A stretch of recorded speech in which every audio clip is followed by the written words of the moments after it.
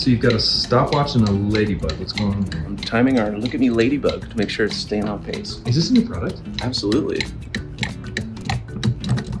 That is so cute. Okay, tell me about this. When your baby's born, their vision is the least developed sense. They kind of don't know what to do with their eyeballs. So we developed this Look At Me Ladybug to help your kiddo practice tracking things visually. They can see it moving, they can also hear it moving. They want to watch it. So they're combining the sights and the sounds in the product. Yep, if you're doing tummy time, you can set this thing out. We're trying to make this show last as long as possible. So we've made it as slow as it can, but still keep moving consistently. What we've seen in our testing is when we start it, kiddos will look up and they'll be watching it, and then they'll get tired and kind of put their head down.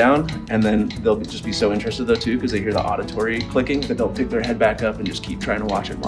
So They just can't resist. No. Better than TV. Absolutely. The nice part is a ladybug is red and black already. Coincidentally, the first things your baby will be able to pick up on are the high contrast black and white. The next color that they'll be able to see is red. So this will be fun for the first couple of months. Yeah, absolutely.